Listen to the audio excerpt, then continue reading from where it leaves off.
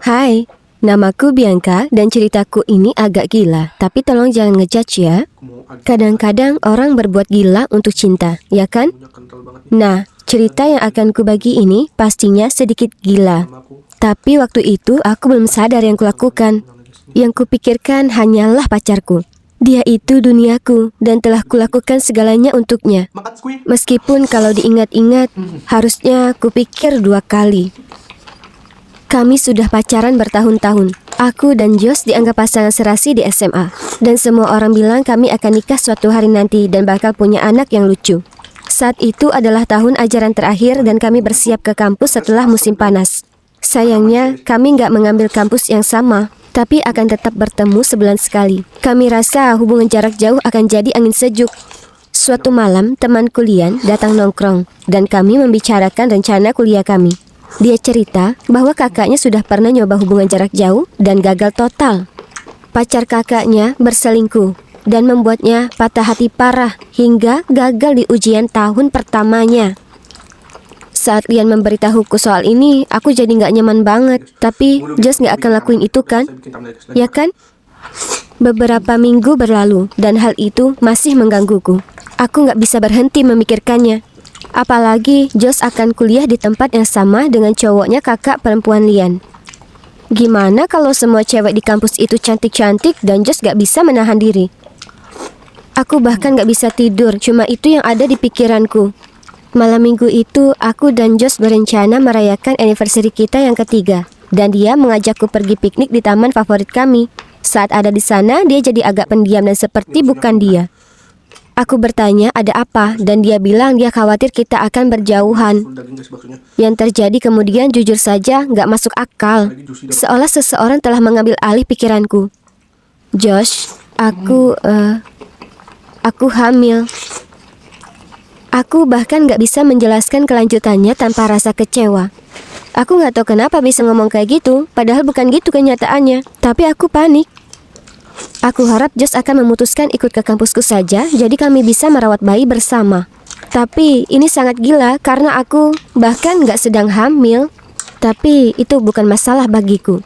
Yang paling penting aku tak akan kehilangan pacarku dan dia tak akan berselingkuh.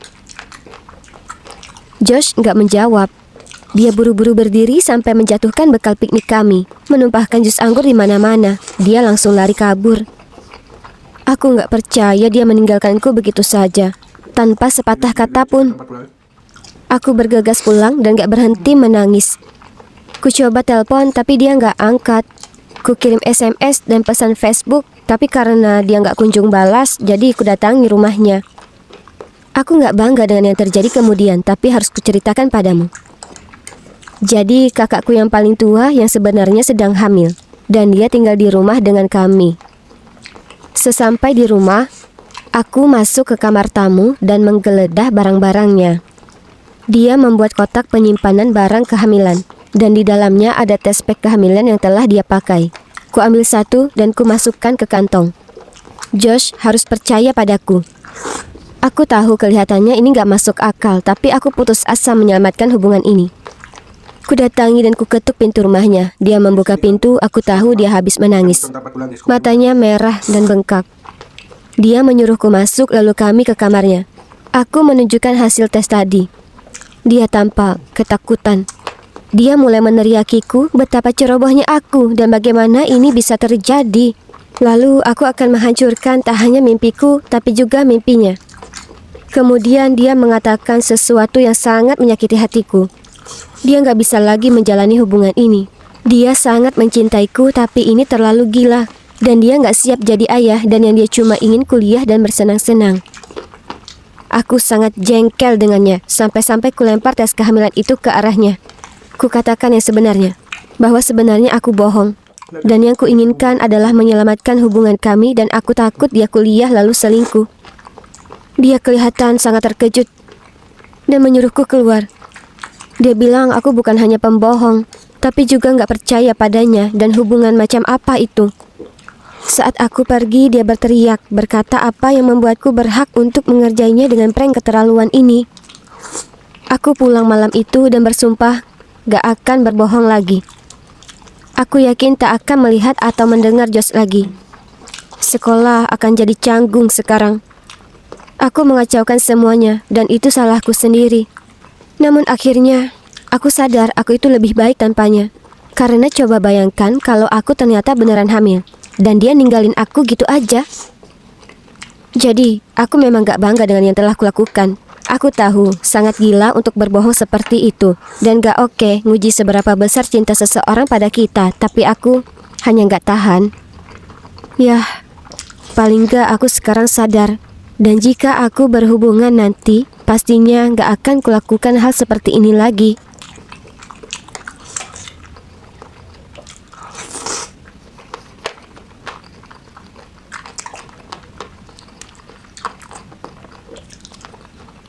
Hai, aku Janelle dan hari ini aku di sini dengan sahabatku Annabelle. Cerita ini tentang bagaimana kami menjalani operasi agar kami tampak benar-benar serupa. Kedengaran aneh ya? Kalau gitu, biar kami jelaskan. Jadi kami tumbuh dewasa bersebelahan rumah. Ibu kami bersahabat dan mereka mengatur waktu kehamilan mereka agar kami lahir bersamaan. Sayangnya, Janelle mengulur waktunya dan lahir beberapa hari lebih telat. Nyatanya, dia memang sering telat. Jadi aku sedikit lebih tua, tapi kami selalu berbagi ulang tahun dan mengadakan pesta gabungan. Hei, aku nggak sering telat loh. Aku cuma butuh waktu lebih lama untuk menata rambut. Ngomong-ngomong, ini cukup lucu. Ibu kami mendandani kami dengan baju persis sama. Semua orang selalu bilang kami kelihatan imut. Dan kalau bukan karena wajah kami yang beda, kami hampir saja dianggap anak kembar. Bahkan nama kami saja berima. Kami dulu sering menyanyikan lagu kecil ini. Aku Janelle, aku Annabelle. Lihat kami senyum lebar karena kami kembar. Lagunya parah banget, tapi kami suka sekali. Semua orang di sekolah ingin temenan sama kami, tapi kami lebih senang berdua aja. Suatu hari ada cowok di kelas yang bilang ke aku Annabelle itu lebih cantik dariku soalnya dia berambut pirang. Aku gak akan lupa komentarnya. Itu bikin aku sakit hati banget. Ya, jadi beberapa tahun kemudian saat kami 14 tahun, aku membantu Janelle mengecat rambutnya. Orang tuanya panik, padahal itu keren banget. Kami sekarang punya warna rambut yang sama dan baju yang sama. Lalu kami mulai coba-coba make up. Mataku agak lebih kecil dibanding Janelle dan warnanya pun sangat berbeda. Tapi dibantu lensa kontak khusus dan banyak maskara, mata kami mulai kelihatan sama. Di SMA, orang-orang menganggap ini agak aneh. Saat prom tiba, kami pergi bersama. Bukannya kami saling suka seperti itu ya, cuman kalau salah satu dari kami nggak punya kencan, maka akan nggak adil bagi lainnya. Annabelle sebenarnya diajak sama satu cowok, tapi cowok tadi nggak mau ajak kami berdua, jadi dia menolaknya. Setelah kelulusan, jelas kami mengambil kampus yang sama, dan kami ajukan permintaan khusus supaya berada di asrama yang sama. Kurasa semua orang menganggap kami cuma sedang melalui suatu fase dan nantinya akan berhenti dan kembaran. Tapi, mereka salah. Ya, kami suka tampil kembaran. Suka sampai-sampai kami beneran membuat jadwal temu dokter bedah plastik gak lama setelah ulang tahun kami yang ke-18. Aku pastikan Annabelle lebih cantik, jadi dia gak perlu banyak operasi. Malah aku senang saja mengubah wajahku jadi seperti dia. Tapi dia bilang gak adil kalau cuma aku yang harus menjalani semua rasa sakit itu. Keluarga kami gak baik-baik saja dengan semuanya. Mereka mulai mencemaskan kami, dan ibu kami mulai menyalahkan diri karena membuat kami dandan kembaran waktu kecil. Kenapa gak ada yang mengerti kami ini ingin jadi kembar? Itu yang kami idam-idamkan, dan sekarang kami dapat mewujudkan itu. Beruntung, kami diberi cukup uang di ulang tahun kami yang ke-18, jadi kami gunakan untuk bayar operasi. Kami putuskan akan mengubah hidung kami dan membuatnya lebih kecil. Lalu Janelle akan mengubah bentuk rahangnya supaya lebih terlihat seperti punyaku. Lalu kami berdua putuskan membuat bibir kami berisi karena kami kira itu tampak lebih imut. Dokter bedah plastik terus mengingatkan kami ini bukan ide bagus. Bahkan bukan hal yang normal ingin terlihat persis dengan orang lain. Tapi kami bersikukuh hingga dia nggak punya pilihan selain melakukannya. Setelah itu kami berdua berbaring di sana. Wajah kami seluruhnya diperban. Rasanya sangat menyakitkan, tapi paling nggak kami saling menemani. Saat kami tiba di rumah sakit beberapa hari kemudian, kami begitu bersemangat. Kami memakai baju kembaran favorit kami dan pulang untuk menunjukkan ke orang tua kami. Ibuku langsung menangis saat melihat hidungku yang baru. Ibu pikir aku kelihatan sangat jelek sekarang dan terus-terusan bilang aku membuat kesalahan besar. Dan ibu Janelle hampir pingsan. Kurasa memang kami terlihat agak aneh awalnya, tapi itu cuma karena kami baru saja operasi. Orang-orang di jalan melihat kami sangat aneh dan balik ke kampus semua orang pada syok. Bahkan kami dengar ada yang mengatai kami aneh, tapi kami amat bahagia sampai nggak peduli. Impian masa kecil kami untuk jadi kembar akhirnya terwujud. Kami berumur 18 tahun dan nggak satupun dari kami punya pacar. Kuusulkan agar kami buat satu profil di Tinder untuk berdua, menyatakan kami ini kembar dan mencari cowok yang mau kencan sama kami. Kami nggak nyangka bakal ada yang tertarik, tapi banyak sekali cowok yang mengirimi kami pesan.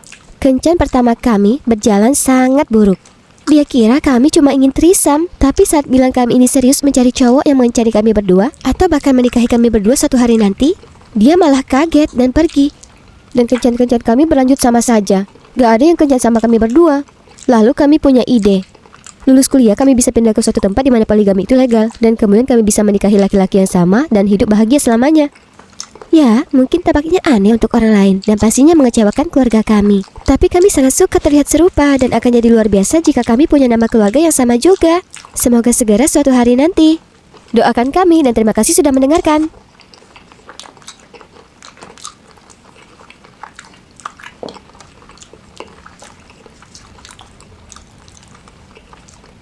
Umurku 7 tahun waktu pertama kali aku naksir cewek.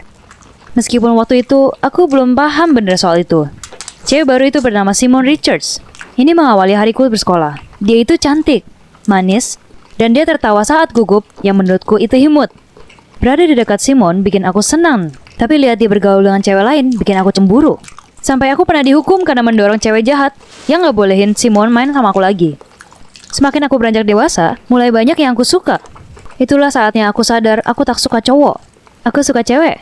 Saat umur 14, aku cerita ke ibu soal ini. Dia hanya senyum dan bilang dia udah tahu. Ayah butuh waktu agak lama buat dia sadar. Dia bersikeras kalau aku sedang menghadapi satu fase. Sekarang, saat umur 18, dan masih tetap lesbian. Ayah mulai belajar menerima bahwa memang beginilah aku. Jadi, semua orang tahu kalau aku ini gay, dan kebanyakan orang santai aja menanggapinya. Aku kadang dapat komentar kasar yang aneh ditujukan padaku di sekolah. Tapi aku biasanya cuma angkat bahu dan memberi balasan yang cerdas dan jenaka. Hidup ini baik, dan aku merasa bebas akhirnya bisa jadi diri sendiri. Paling tidak begitu, hingga aku mulai menumbuhkan rasa yang sangat besar pada sahabat ibuku. Ibuku sudah berteman dengan Anita selama beberapa tahun. Mereka kenal di tempat kerja, dan walaupun ibuku sudah tak bekerja lagi di sana, mereka tetap berhubungan dan tetap bersahabat. Ternyata, dulu Anita menikah, tapi suaminya meninggalkannya demi wanita lain, yang sekarang sudah punya seorang anak kecil. Oh, dan Anita juga punya anak laki-laki bernama Gus, umurnya 20, dan lagi kuliah. Aku selalu suka pada Anita. Dia itu orang yang hangat, tapi aku nggak pernah memandangnya seperti itu. Paling tidak hingga malam pesta ulang tahun ibuku. Jadi tiap tahun ibuku selalu mengadakan pesta ulang tahun di rumah kami, di mana ibu mengundang beberapa teman, menyajikan canapé, dan memasang lagu-lagu asik. Oh, juga selalu dengan gaun keren. Aku diam-diam menyukai pesta-pestanya. Aku menyiapkan bajuku beberapa minggu sebelumnya. Aku mengundang temanku Beth untuk ikut. Yang diam-diam aku pernah naksir berat sama dia. Aku putuskan mau beritahu dia perasaanku malam itu. Musik diputar, minuman tertuang, dan piring-piring saja berisi campaign tersebar di dalam rumah. Pestanya keren, dan kostum Beth Pullmanku malah lebih keren lagi. Aku tuntun Beth keluar, dan kuakui perasaanku padanya. Itu gak berjalan lancar. Dia memberiku tatapan super aneh. Lalu bilang dia menganggapku teman, tapi tidak lebih. Kemudian dia pergi. Aku sangat hancur. Aku duduk di sana sendirian menangis sambil minum. Saat itulah Anita muncul. Don, ada apa? Dia duduk di sampingku. Aku cerita padanya apa yang terjadi dan dia memelukku dan menanggapi itu semua dengan baik sekali. Dia berdandan jadi Dorothy di film The Wizard of Oz dan dia kelihatan cantik banget. Dia bilang padaku anaknya selalu mengajak kencan cewek yang salah dan bikin stres. Tapi kami berdua masih muda dan akan tetap bertemu orang yang tepat di waktu yang tepat. Dia mentertawakan komentar kecuali kamu ini sepertiku, yang mana kamu akan selalu gagal dalam berhubungan. Tiba-tiba, aku mulai melihatnya dengan sudut pandang baru. Sebulan kemudian, perasaanku pada Anita berkembang. Setiap dia berada di tempat kami, aku akan cari alasan supaya aku bisa tinggal dan ngobrol dengannya. Ya, aku tahu dia usia 40-an, dan dia itu sahabat ibuku. Tapi, aku sadar bahwa aku tak sekedar suka padanya. Ini lebih dari itu. Aku sungguh mencintainya. Suatu sore, aku sedang sendirian di rumah nonton film saat bel pintu berbunyi. Aku menjawabnya dan ternyata Anita sedang berdiri di sana menangis. Aku ajak dia masuk dan membuatnya secangkir kopi. Neneknya yang tinggal di Inggris dilarikan ke RS dan dia pikir beliau tidak selamat. Kami ngobrol sebentar dan tak lama dia terlihat sedikit terhibur. Terima kasih Don, kamu itu pendengar yang baik. Dia memelukku. Saat kami menjauh, dia tersenyum padaku. Dan sebelum aku bisa mempertanyakan tindakanku, aku maju dan menciumnya. Setelah beberapa detik, dia menjauh dan menatapku aneh. Don, aku tahu, aku gak seharusnya gitu. Tolong, lupain aja. Aku bergegas keluar ruangan. Aku mengunci diri di kamarku dan menyendiri. Aku sudah mencium sahabat ibuku. Apa yang kupikirkan? Akhirnya, aku turun ke bawah untuk minum. Aku nggak nyangka Anita masih ada di sana setelah berjam-jam berlalu. Tapi di sanalah dia. Kami saling menatap canggung, lalu mulai bicara. Aku minta maaf setelah menciumnya, dan dia bilang itu tak apa. Gak lama, kita ngobrol seolah tidak ada yang terjadi. Gak bisa dipungkiri kami merasa ada getaran nyata. Anita berkata dia pamit, jadi kuantarkan dia menuju pintu. Saat itulah dia maju dan menciumku. Rasanya benar-benar ajaib. Setelah beberapa menit, dia menarik diri dan bergumam tak seharusnya dia melakukan itu. Dia menyebut ibuku dan bagaimana mirip umurku dengan anak lakinya. Lalu dia bergegas pergi. Aku berteriak mengejarnya kalau kami dapat menyelesaikan masalah ini. Tapi dia tak kembali. Sudah beberapa minggu sejak kejadian itu, dan Anita belum muncul. Alasan terakhir ke ibu adalah dia sedang tidak enak badan. Aku tahu dia sedang menghindariku. Yang itu menyebalkan. Ini situasi canggung. Tapi aku mencintainya, dan aku pikir dia mencintaiku juga. Aku nggak tahu apa yang harus kulakukan. Apa aku mesti kasih dia waktu untuk memikirkan semua itu? Atau harusnya aku kontak dia? Apa berusaha menjalin hubungan asmara dengan sahabat ibuku itu keliru? Aku nggak mau mengecewakan ibuku. Aku cuma sangat peduli pada Anita. Tolong komen apa yang sebaiknya kulakukan. Karena aku bingung banget. Dari luar, mungkin kami ini terlihat seperti punya segalanya. Kami tinggal di rumah besar, mengendarai mobil mewah, dan punya semua pakaian yang kami impikan. Namun jika kamu memberitahu kami bahwa suatu hari semua akan direnggut dan tak menyisakan apapun untuk kami mungkin akan tertawa di mukamu. Ya, dia benar. Oh ya, aku Nina, dan itu kakak perempuanku Penelope. Sejujurnya, cerita kami ini mengerikan. Makanya kami pikir akan lebih mudah jika kami berbagi dan memberitahunya bersama-sama. Jadi, kumulai ya. Seperti kata Penelope, kami menjalani hidup yang sangat berlebih. Semua orang di sekolah sangat iri pada kami karena orang tua kami jutawan. Ya, itu benar. Orang tua kami membangun perusahaan jutaan dolar bersama. Mereka jatuh cinta saat di SMA dan bersama sejak saat itu. Ya, sampai akhir-akhir ini. Tapi akan kita bahas bagian itu segera. Sebagai anak-anak, kami nggak sadar betapa kaya orang tua kami. Kami kira itu normal punya kuda sebagai peliharaan. Pergi ke Disney World tiap 2 akhir pekan. Semakin kami dewasa, kami akhirnya sadar betapa luar biasanya kehidupan kami. Namun semuanya terlambat. Kamu tahu, beberapa tahun yang lalu ayah kami sedikit keluar jalur. Aku nggak bermaksud mengatakan dia gila. Aku ini bercandaan siapa sih? Ayah memang agak gila. Dia bergabung ke sekte keagamaan yang aneh, dan dia menjadi terobsesi dengan pemikiran bahwa dunia akan berakhir dan bahwa kami perlu bersiap untuk itu. Ya, itu sangat aneh. Aku ingat pulang sekolah di suatu hari dan dia sedang menggali sebuah lubang di halaman belakang di mana dia katakan akan mengubur semua uang kami. Dia mengatakan sesuatu tentang gak lagi percaya bang. Dan saat itulah aku mulai berpikir ayah sudah gila. Dia berhenti bekerja dan tinggal di ruang belajarnya, terobsesi dengan hal-hal religius soal kiamat ini. Ibu mengambil alih pekerjaan dan dia tampaknya baik-baik saja. Tapi ayah pada dasarnya mengabaikan kami. Suatu hari dia lupa menjemput kami di sekolah. Padahal itu satu-satunya tanggung jawabnya saat ini karena dia gak benar-benar bekerja lagi. Aku menunggu di luar sampai gelap, sebelum akhirnya berjalan pulang sendirian. Ayah bahkan gak meminta maaf, dia terus dan terus menjauh. Sementara itu, ibu makin sibuk dan sibuk. Ibu sebaiknya sekalian saja pindah ke kantor, sesering itulah ibu di sana. Beberapa malam ibu hanya kembali kira-kira saat tengah malam. Dan gak lama aku mulai mendengarnya bertengkar dengan ayah. Aku punya firasat mereka gak lagi saling cinta. Dan kelihatannya ibu ingin bercerai. Tapi bukan itu benar-benar ibu mau. Yang ibu ingin adalah ayah meninggalkan perusahaan dan memberikannya kekuasaan penuh atas itu. Meski ayah gak lagi bekerja, dia menolak untuk menandatangani berkas-berkas. Dan ini berubah menjadi serentetan pertengkaran larut malam. Aku hanya berbaring di atas kasur di malam hari mendengarkan mereka saling berteriak dan heran saat keadaan mulai menurun tajam. Dan sejak saat itu, mereka bagai menuruni bukit dengan cepat. Suatu hari ayah kondisinya baik. Ya, sebaik mungkin untuk ukuran orang yang mengira dunia akan kiamat. Dan besoknya, aku berjalan ke kamarnya untuk melihat apakah dia baik-baik saja karena beliau belum turun untuk sarapan. Saat itulah dia menemukan ayah terbaring di sana, mulutnya terbuka lebar, tak sadarkan diri. Dia berteriak dan aku datang berlari, lalu hanya terdiam berdiri di sana menatapnya berpikir apa yang harus dilakukan. Aku menelpon ambulan dan Penelope berlari mencari ibu. Tapi, ibu nggak ada dimanapun. Ayah dilarikan ke rumah sakit dan selama 2 hari kami nggak tahu apakah beliau akan selamat. Ibu bahkan nggak terlalu menghiraukan. Ibu cuma menjenguk sekali dan itu karena kami butuh tumpangan. Akhirnya ayah siuman. Lalu aku dan Nina menangis lega. Kami kirim pesan ke ibu untuk memberitahu, namun ibu bahkan nggak membalas. Kemudian ayah mulai berbicara. Dan saat itulah hidup kami jadi jungkir balik. Dia yang melakukannya, ayah berseru. Kami berdua hanya berdiri terdiam di sana menatapnya, bertanya-tanya apa maksud perkataannya. Dia nggak berkata apa-apa lagi. Dia hanya jatuh tertidur dengan pulas. Kami bergegas pulang dan ibu nggak ada di sana. Ibu meninggalkan catatan mengabari beliau pergi dinas. Tapi tiba-tiba aku merasa curiga. Aku bilang ke Nina yang kurasakan dan dia juga merasakan yang sama. Ada yang nggak beres. Malam itu aku nggak bisa tidur sama sekali. Jadi aku ke kamar ibu untuk melihat-lihat. Aku bahkan nggak tahu apa yang ku cari. Tapi nggak bisa kutahan diriku. Itulah saat aku menemukannya. Dia menemukan sebuah botol kecil sejenis racun dan sudah terbuka. Dia berlari ke kamarku untuk menunjukkannya kepadaku. Dan itulah saat kami lalu menyimpulkan, ayah sudah bilang dia melakukannya. Apakah maksud ayah ibu meracuninya? Apa ibu meracuni ayah kami? Tapi kenapa? Kami coba menghubungi ibu tapi dia nggak mau angkat. Akhirnya ibu menjawab sekitar jam 7 pagi itu dan bilang nanti dia akan di rumah hari itu. Saat ibu sampai rumah kami mengkonfrontasinya dan ibu hampir tertawa.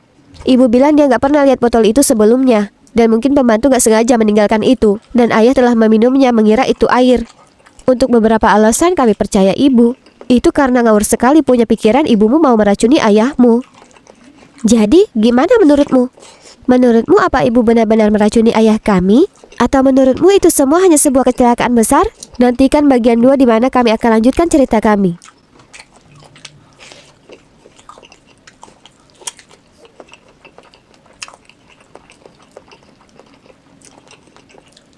Hai, ini Penelope dan Nina lagi. Kami kembali. Apa kamu siap mendengarkan apa yang terjadi selanjutnya? Waktu lalu kami cerita ke kamu gimana ayah kami berakhir di rumah sakit akibat racun. Sekarang pertanyaan ada di bibir kami semua. Benarkah ibu yang melakukannya? Yuk kita langsung masuk lagi ke cerita ini dan jelaskan padamu.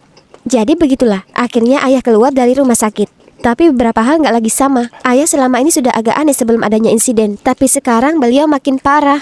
Racun telah mempengaruhi otaknya. Dan dokter berkata dia mungkin mengidap beberapa masalah mental sekarang. Ya, ibu menyuruh pengacaranya membujuk ayah untuk turun dari perusahaan dan menyerahkan seluruh kepemilikan kepada ibu. Dan beliau setuju. Walaupun waktunya kurang pas. Pengacara datang ketika ayah baru saja meminum obatnya dan gak mampu berpikir dengan jernih. Ibu tampak senang. Aku gak paham. Aku dan Penelope sangat kesal. Ayah adalah cangkang dari dirinya yang dulu. Sangat menyakitkan untuk kami melihatnya seperti itu. Tapi kami bisa apa? Saat itulah aku susun sebuah rencana. Kuceritakan ke Nina dan dia setuju untuk ikut denganku. Kami pergi mencari teman lama ayah kami. Beliau juga seorang pengacara dan kami cerita semua padanya. Beliau bilang ke kami akan melakukan penyelidikan dan menghubungi kami lagi. Dan itu nggak lama. Beliau menelepon kami tepat esok harinya. Dia berkata ibu membuat ayah menandatangani berkas yang menyatakan bisnis menjadi milik ibu sekarang. Namun dokumen tersebut gak terikat hukum. Dikarenakan itu harus dilakukan di pengadilan. Namun, kemudian beliau memberitahu kami sesuatu yang membuat darah kami mendidih. Ibu telah meracuni ayah. Beliau telah berbicara pada ayah dan meskipun ayah ingatannya sedang bermasalah, tapi ayah 100% yakin bahwa ibulah yang melakukan ini padanya. Jadi teman ayah bilang kami bisa membawa hal ini ke pengadilan dan bertanya apa kami mau jadi saksinya. Aku nggak yakin, tapi Penelope bilang kami harus melakukan ini, bahwa itu nggak adil. Dia menatap kedua mataku dan berkata ayah bisa saja meninggal karena hal ini. Dan itulah saat aku sadar kami nggak punya pilihan lain. Ibu ditahan hari itu juga. Kami sedang di kamar Nina saat mendengar ada yang mengetuk pintu.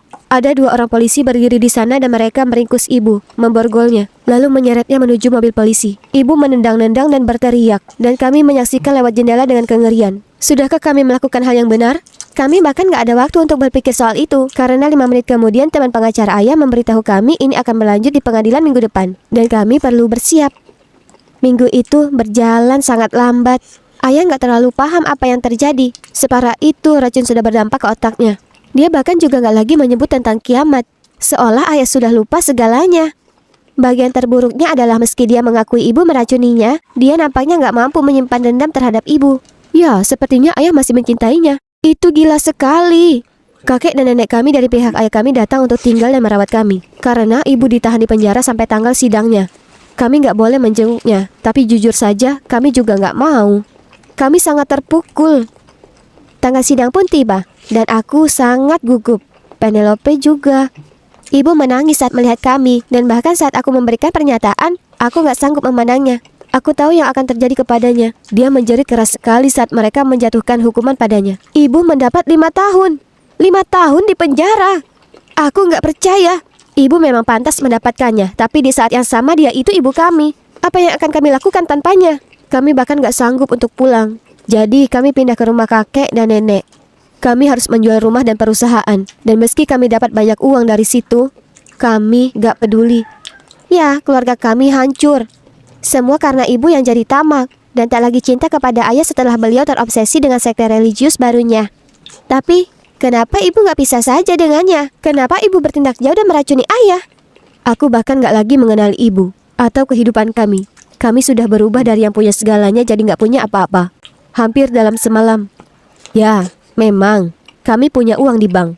Tapi sekarang ayah nggak bisa bekerja dan ibu di penjara. Kami butuh uang itu untuk bisa bertahan, untuk kuliah dan sebagainya. Kembali ke sekolah bagian yang tersulit. Semua orang tahu yang sudah terjadi dan mereka memandang kami seolah kami ini sumber bencana. Untungnya, kami saling memiliki, karena nggak seorang pun mau bicara ke kami lagi. Sekarang kami adalah anak dari seorang kriminal dan seorang yang sakit mental. Dan jujur saja, aku nggak bisa berhenti berpikir bagaimana caranya mencegah ini terjadi. Ya, kami sudah lihat ibu makin jauh dan makin tak peduli soal ayah. Nggak bisakah kami sadar akan pertanda atau apa? Aku cuma lega ayah nggak meninggal. Jika ayah meninggal, aku nggak akan pernah memaafkan ibu. Sama sekali. Ya, aku juga. Bahkan sekarang saja rasanya aku nggak bisa maafin ibu. Mereka bilang kami bisa menjenguknya di penjara, tapi kami mau bilang apa? Bagaimana jika ibu juga meracuni kami? Tidak, kurasa kami lebih aman jika ibu ada di penjara. Dan meski ibu bebas setelah 5 tahun, aku ragu nenek dan kakek akan membiarkannya dekat-dekat dengan kami atau ayah. Sungguh sedih melihat keluarga kami runtuh dalam semalam. Padahal orang tua kami dulu begitu saling mencintai di SMA. Dan bahkan sampai beberapa tahun lalu. Aku heran di mana letak kesalahannya. Ya, kurasa kita nggak akan pernah tahu. Ayah masih rindu ibu. Aku bisa dengar dalam tidurnya yang kadang memanggil namanya. Ayah nggak begitu tahu bahwa ibu ada di penjara karena mencoba membunuhnya. Oh, ya.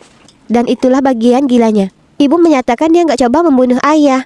Dia cuma ingin sedikit meracuninya supaya ayah nggak bisa kerja lagi.